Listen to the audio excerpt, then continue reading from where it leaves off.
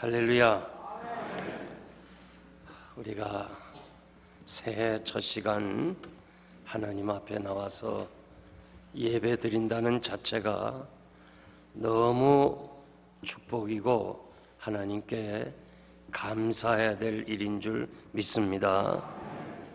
매년 반복하여 맞이하는 새해지만 우리의 마음 자세는 달라져야 할 것입니다. 우리의 신앙에 진보가 있어야 합니다. 빌립보서 3장 12절에서 14절 보면 내가 이미 얻었다 함도 아니고 온전히 이루었다 함도 아니라 오직 내가 그리스도 예수께 잡힌 바 된 그것을 잡으려고 쫓아가노라. 형제들아, 나는 아직 내가 잡은 줄로 여기지 아니하고 오직 한 일 뒤의 것은 잊어버리고 앞에 있는 것을 잡으려고 표대를 향하여 그리스도 예수 안에서 하나님이 위에서 부르신 부름의 상을 위하여 쫓아가노라. 사도 바울의 인생관, 신앙관입니다. 2014년은 잊어버리고, 잊어버린다는 말은 기억하지 않는다 그런 뜻이 아니고 영향받지 않는다. 작년에 우리가 여러 가지 어려운 일들, 기억되기 싫은 일들, 아픈 상처들이 있을 것입니다. 이것을 영향받지 않는다는 거예요. 새해 가지고 오지 않는다는 것입니다. 2015년 새롭게 믿음으로 승리하시기를 축복합니다. 본문에 보면 그리하여 온 유대와 갈릴리와 사마리아가 교회가 평안하여 든든히 서가고 주를 경외함과 성령의 위로로 진행하여 수가 더 많아지니라. 이 그리하여 접속사 속에는 몇 가지 숨은 뜻이 있습니다.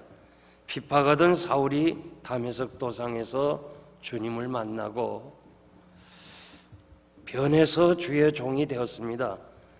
핍박하던 주동자가 변하니까 자연히 핍박이 약해지기 시작했습니다. 그리하여 교회가 성장하게 되었다는 뜻입니다. 다른 하나는 갈리귤라라는 황제가 자기의 동상을 신전에 안치하도록 명령하였고 드디어 예루살렘 성전 안에도 자기 동상을 세워두라고 명령을 했습니다. 유대인들은 결사적으로 반대하여 소란이 계속되었는데 그러다가 41년 1월 24일에 암살되어 죽임을 당하였습니다. 이러한 결과에 의해서 교회가 평안해졌다는 것입니다. 핍박을 통해서 세계에 흩어졌던 교회들이 가는 곳마다 성도들이 힘을 얻어서 든든히 서가게 되었다는 뜻입니다. 평안하여 든든히 서가는 교회, 모든 교회들이 원하는 것입니다. 이런 교회가 되기 위해서는 먼저 여러분들이 하나님 앞에서 신앙의 진보와 삶의 변화가 있어야 할 것입니다. 이 교회가 은혜스럽다, 은혜가 없다 할 때 교회를 가리키는 것이 아니고 바로 여러분 자신을 가리켜서 하는 말씀입니다. 금년에도 교회가 평안하여 든든히 서가는 교회가 되기를 소원하면서 세 가지 말씀을 드리겠습니다. 첫째로 교회는 평안해야 합니다. 외적으로 내적으로 평안해야 됩니다. 교회가 시험에 들어 분쟁하면 병이 들고 부흥이 될 수가 없습니다. 교회의 성장의 비결은 화목입니다. 지나온 33년간 화목에 힘을 썼습니다. 교회는 민주주의가 아니고 신본주의입니다. 교회 안에서 다수가결로 일하는 거 아닙니다. 우리가 잘 아는 12명의 정탐꾼이 가나안을 정탐하면서 10명은 들어갈 수 없다는 거예요. 우리가 도저히 그것에 들어갈 수 없다는 거예요. 2명은 들어가자는 거예요. 백성들은 민주주의의 그러한 방법으로 다수의 의견을 선택해서 두 사람보다는 다수의 의견이 옳다고 생각해서 결국 저들은 가나안에 들어가기를 포기했습니다. 결과 40년 동안 광야 생활의 어려움과 그리고 다 죽음으로 끝나고 말았습니다. 교회는 신본주의, 하나님 중심이어야 돼요. 말씀 중심과 그리고 말씀의 삶과 선택과 결정이 있어야 할 것입니다. 하나님은 두 마음, 나누어지는 마음을 싫어합니다. 이러한 사람은 기도도 하지 말라, 응답이 없다고 말씀합니다. 성령이 하나 되게 하신 것을 힘써 지키라. 우리가 하나 되려고 하는 것이 아니고 성령께서 우리를 하나 되게 하신 것을 힘써 지키라고 그랬습니다. 형제들이 함께 마음을 같이 하는 건 아름답다고 말씀합니다. 우리 안에서 행하시는 이는 하나님이시니 원망과 시비가 없이 하라. 빌립보서 2장 3절 말씀 보면 아무 일이든지 다툼이나 허용으로 하지 말고 오직 겸손한 마음으로 각각 자기보다 남을 낮게 여기라. 다툼이나 허용이 무엇입니까? 다수가결입니다. 겸손한 마음으로 상대를 높인다는 거 만장일치 제도입니다. 우리가 교회를 섬기면서 주의 일을 하면서 서로 생각이 다르고 우선순위가 달라도 항상 나보다 남을 낮게 여기는 마음이 우리 모두에게 있을 때 다수가결로 할 수가 없습니다. 저는 이 영생장로의 아름다운 전통을 이어가기를 바랍니다. 내 뜻이 아니고 내가 아는 대로 그것은 안 된다고 생각해도 사람들이 다 원하면 따라가는 것이 좋습니다. 주의 일은 우리를 통해서 주님이 하시는 것이지 결코 당회나 재직회나 전도회가 하는 것이 아닙니다. 주님이 원하시는 방향으로 인도할 것입니다.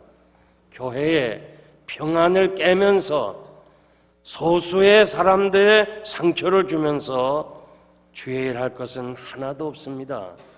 교회를 섬기면서 한 사람에게라도 상처를 주지 말기를 바랍니다. 랍비가 회의에 참석한 사람들 중에 6명에게 내일 아침 우리가 다시 모여서 중요한 회의를 하자고 했습니다. 아침이 되니까 6명에게 분명히 얘기했는데 참석한 사람은 7명이 참석했습니다. 랍비는 정중하게 초청을 받지 않은 사람은 나가달라고 얘기를 합니다. 분명히 랍비는 누가 초청을 받지 아니하고 온 사람을 알고 있지만은 공개적으로 초청을 받지 않은 사람은 나가달라고 할 때에 한 사람이 일어나서 나갑니다. 그런데 그 사람은 상당히 지식적으로나 사람들이 인정할 때 다 저분이야말로 이 회의에 있어야 될 사람인데 나갈 때에 이상하게 생각했습니다. 후에 알고 보니까 이분은 자신이 초청을 받았지만 누군가가 초청받지 아니한 사람 상처 입을까 봐 랍비가 그 사람을 지적해서 나가라 할까 봐 자기가 스스로 부끄러움을 안고 회의장을 나갔습니다. 랍비는 이렇게 말을 합니다. 저분은 나보다 지혜로운 사람이고 현명한 선생이다. 그렇게 얘기를 했습니다. 남을 생각해 주는 마음, 배려하는 마음이 우리 모두에게 있어야 합니다. 배려가 없는 말, 배려의식이 없는 행동, 이것은 남에게 피해를 주지만 결국은 자기에게로 돌아오는 것입니다. 시대적인 차이가 있고 나이 차이도 있고 경험의 차이도 있고 또 신앙에도 차이가 있고 이민 연륜에도 차이가 있습니다. 이해가 안 되지만 상대가 나보다 낫다 생각하고 그저 따라가면 평안합니다. 가정에서도 마찬가지입니다. 주장하지 말고 따라가시길 바랍니다. 내 뜻대로 되는 거 아니에요. 남편 뜻대로 되는 거 아니고 아내 뜻대로 되는 거 아니에요. 하나님의 뜻대로 되는 것을 믿는다면 우리는 평안을 위해서 달아가야 될 줄 압니다. 가정이나 교회나 내적으로 평안해야 외적으로 든든히 서가게 되어 있습니다. 초대교회가 그렇게 박해를 많이 당했지만은 내적으로 튼튼하니까, 내적으로 평안하니까 그 환난과 핍박을 이기고 든든히 서서 귀한 사명을 감당한 것을 잘 알고 있습니다. 평안이 힘이고 성장의 비결입니다. 두 번째, 주님을 경외함이 있어야 합니다. 초대교회 성도들은 교회의 권세와 주님의 십자가의 부활의 신앙으로 하나님을 경외했습니다. 경외라는 말은 두려움이라는 말입니다. 거룩한 두려움입니다. 내가 하나님 앞에 서 있다는, 어미하신 하나님의 면전에서 산다는 이 신앙의 자세가 바로 하나님을 경외하는 것입니다. 아나니아와 삽비라는 은혜를 받고 자기 귀한 소유 땅을 팔았습니다. 은혜 받을 때와 그리고 땅을 판 후에 돈을 소유했을 때 마음에 차이가 생깁니다. 달라집니다. 정말 은혜를 많이 받아서 자기 소유를 다 팔아서 사도들 앞에 내놓으려고 할 때에 사탄이 시험합니다. 그래서 얼마를 속이고 자기 것으로 남겨놓고 사도에게 가지고 옵니다. 그때 베드로가 이 돈이 땅판 전부의 값이냐 물을 때, 예 그렇습니다 할 때, 내가 어찌하여 성령을 속이느냐? 내가 마음대로 할 수 있지 않느냐? 내 땅이니까 내가 팔아서 내가 얼마를 쓸 수 있다. 그런데 왜 거짓말하느냐 이거예요. 그러면서 사탄이 내 마음에 가득하여 성령을 속였고 땅값 얼마를 감추었다고 말씀하시면서 결국 그는 즉시 죽음을 당한 사건이 있습니다. 이 사건 때문에 온 교회와 이 일을 듣는 사람들이 다 크게 두려워했다고 그랬습니다. 사도행전 5장 11절에 기록되어 있습니다. 초대교회가 하나님 앞에서 두려움으로 하나님을 경외했던 것을 알 수 있습니다. 마지막 때 교회에 세속하는 하나님을 두려워하는 마음을 약화시키고 있습니다. 교회의 권세를 알지 못합니다. 하나님의 집이라는, 하나님의 거룩한, 하나님이 함께 하신다는 이 신앙의 확신이 점진적으로 무너져가고 있습니다. 교회는 성도의 모임이지 건물이 아니다라는 어떤 이런 신학적 이론으로 이 순수한 신앙인들, 교인들을 하나님의 집에 대한 그 신앙을 약화시키고 있는 것이 현실입니다. 교회가 마치 친교의 몸처럼 생각하고 교회 안에서 함부로 말을 하고 제멋대로 행동하는 일이 너무 많습니다. 하나님께 예배드리면서 우리의 자세가 너무너무 약해지고 있습니다. 옛날 여기 나이 드신 분은 알지만은 어린 시절의 목사님과 그리고 선생님들은 이 학생들에게 교회에 올 때는 깨끗한 옷을 입고 정장을 하고 그리고 하나님 앞에 나와서 예배를 드리라. 우리가 신학교 다닐 때 새벽 기도를 인도하면서 그 윤철주 목사님께서 그냥 기숙사에서 캐주얼하게 입고 나온 사람들을 전부 다 돌려보낸 적이 있어요. 당신들이 어떻게 하나님의 면전 앞에서 나와 예배드리면서 이러한 모습을 가지고 나올 수 있느냐? 다 정장하고 돌아오라 그래서 예배 시간에 다 집으로 갔다가 다시 다 정장하고 왔습니다. 그래서 제가 한 번도 새벽 기도 때 넥타이 안 메고 나온 적이 없습니다. 우리가 하나님 앞에서 이 하나님의 면전에서 예배드리는 이 거룩성을, 이 경건성을 회복해야 될 줄 압니다. 미국에서는 지금도 이 경건한 백인들은 주일날 아이들이 입고 가는 옷이 따로 있어요. 썬데이 슛이라고 그래요. 구두도 반짝반짝한 거 주일만 신는 거예요. 그렇게 성장한 아이들은 어렸을 때도 하나님 앞에 나오는 예배 자세가 달라요. 난 여러분들의 자녀들을 정말 주일날만 교회 나가 입고 나갈 수 있는 옷도 한 벌씩 정장 만들어서 이건 꼭 주일날 네가 교회 나갈 때 입고 나가야 되고, 이 구두는 내가 주일날 하나님 앞에 나가서 나갈 때 신고 나가야 된다. 이렇게 여러분들이 어린 아이들에게 가르친다면 그 아이들은 나이가 들어서 노년이 되어서라도 하나님을 경외하고 두려워하는 마음으로 하나님 앞에 나가 예배할 것입니다. 마태복음 10장 28절 말씀 보면 몸은 죽여도 영혼은 능히 죽이지 못하는 자들 두려워하지 말고 오직 몸과 영혼을 능히 지옥에 멸하시는 자를 두려워하라. 주님이 하신 말씀입니다. 우리가 보이는 사람이 두렵고 사람이 그냥 들을까 두려운 그것이 아니고 보이지 않는 하나님을 두려워하는 마음이 있어야 됩니다. 그래야 하나님 앞에서 죄짓지 않고 살 수 있습니다. 요셉은 보디발의 아내의 유혹을 받았습니다. 그는 이렇게 말합니다. 내가 어찌 이 큰 죄악을 하나님께 득죄할 수 있나? 보디발에게 짓는 죄가 아니고 이 은밀한 행동이 하나님께 득죄한다. 이것을 큰 악이라. 바로 이것이 요셉의 하나님을 두려워하는 경외하는 신앙입니다.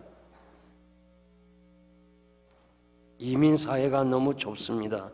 한 사람 건너면 다 아는 사람들입니다. 교회 안에서 어색한 만남이 있습니다. 만나서는 안 될 사람이 만나게 됩니다. 다시는 안 본다고 했는데 교회 와보니까 만나게 됩니다. 그래서 난 그 사람 보기 싫다고 교회를 떠나는 사람들이 있습니다. 성경에도 이러한 사람이 있습니다. 고넬료와 베드로의 만남은 어색한 만남입니다. 만날 수가 없는 사람입니다. 고넬료는 로마의 군인입니다. 점령지의 장교입니다. 유대인들에게 로마의 군인은 눈에 가시처럼 싫은 사람입니다. 그리고 베드로는 이방 사람을 싫어했습니다. 그리고 이 로마의 그 정책, 식민 정책에 반대하는 단체에 가입한 적도 있는 사람입니다. 정말 만나고 싶지 않는 두 사람이 만났습니다. 어떻게 만났습니까? 각자가 공통점이 있는데 하나님을 경외했습니다. 고넬료도 하나님 경외했고 베드로도 하나님을 경외했고, 고넬료도 기도했고 베드로도 기도했습니다. 하나님을 경외하는 마음과 기도하는 마음이 어색한 만남을 서로 기쁨으로 만날 수 있는 이런 하나 되는 성도의 관계를 맺을 수 있는 것을 우리가 보았습니다. 여러분, 우리가 앞으로 교회를 섬기면서 또 여러분들이 전도하면서 누구를 만날 수 있는지 모릅니다. 또 우리 가운데 여러 가지 참 만나고 싶지 않는 사람도 있을 것입니다. 그런데 하나님을 경외하는 마음으로, 하나님께 기도하는 마음으로 우리가 서로 경외하면서 서로 간에 사랑을 베풀면서 신뢰할 때 교회가 평안하여 든든히 서가게 될 줄 믿습니다. 마지막으로 성령의 위로입니다. 초대교회 성장이 성령에 의한 것임을 말씀하고 있습니다. 위로라는 말은 격려, 권면이라는 뜻입니다. 초대교회가 핍박이 강했습니다. 그래서 옥에 갇히기도 하고 죽임을 당하기도 하고 여러 가지 어려움을 당했지만은 그러나 성령의 위로하심이 그때그때마다 성령의 위로하심이 결국 교회가 든든히 서갈 수가 있었습니다. 요한복음 14장 16절 보면 내가 아버지께 구하겠으니 그가 또 다른 보혜사를 너희에게 주사 영원토록 너희와 함께 있게 하시리라고 말씀합니다. 보혜사라는 말은 위로자라는 말입니다. 주님이 이 땅에 오셔서 위로자로서 모든 사람들과 함께한 것을 우리가 잘 알 수 있습니다. 인간의 죄를 담당하시고 그리고 아픈 자들을 치료해 주시고 슬픈 자를 위로해 주시고 그러시면서 하나님 나라로 가시면서 승천하시면서 대신 성령을 보내셔서 성령이 우리와 함께 주님 대신하여 위로자로 계시겠다고 약속해 주었습니다. 그러므로 우리가 이 땅에서 성령의 위로가 아니고는 우리가 든든하게 서갈 수가 없는 것입니다. 신앙생활 할 수가 없는 것입니다. 요한복음 14장 26절 말씀 보면 성령님은 모든 것을 가르쳐 주시고 주님의 말씀을 생각나게 하신다고 말씀합니다. 여러분들이 어려울 때, 힘들 때, 기도할 때 말씀이 생각나는 것을 체험했을 것입니다. 내가 지금 어떻게 해야 될까? 내가 이 문제를 어떻게 해결하면 좋을까? 기도할 때 성령님께서 여러분들 말씀을 생각나게 하지 않았습니까? 기억나게 하지 않았습니까? 나는 이러한 체험을 너무 많이 했습니다. 어렵고 힘들 때마다 기도하면 말씀이 생각나는 거예요. 제가 여러분의 집을 신방할 때 일부러 무슨 말씀을 전할까? 그거 찾고 가지 않습니다. 왜냐하면 인본주의가 될 것 같아서. 그 집에 들어가서 기도하면서 하나님, 이 가정에 무슨 말씀을 전하면 좋겠습니까? 성령께서 말씀을 깨닫게 해주십니다. 여러분, 우리가 힘들고 어려울 때마다 하나님 앞에 기도할 때 성령님은 감당하게 하시고 깨닫게 하시고 피할 길을 예비해 주실 줄 믿습니다. 새해 우리 소원이 있습니다. 결심도 있습니다. 노력도 하고 힘도 쓰지만 마음대로 되는 세상이 아닙니다. 살다 보면 어려운 일도 있고 가슴 아픈 일도 있고 포기하고 도망가고 싶은 때도 있을 것입니다. 이런 때 우리에게 위로자가 필요한데 아무도 세상에서 여러분을 위로할 수가 없습니다. 위로한다고 해서 위로가 되지 않습니다.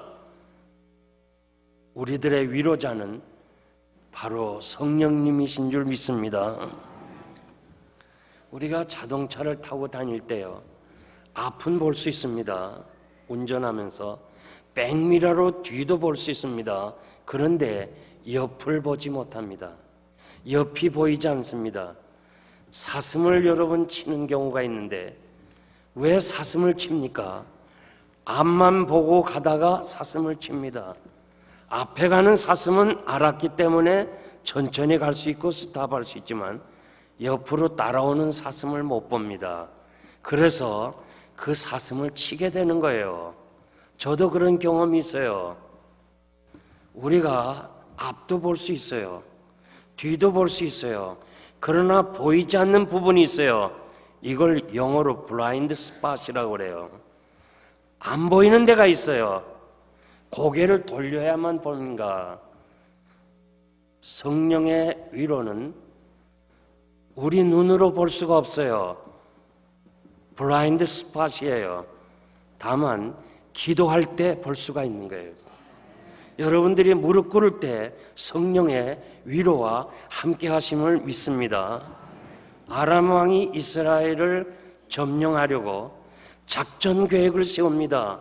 그때마다 번번이 실패합니다.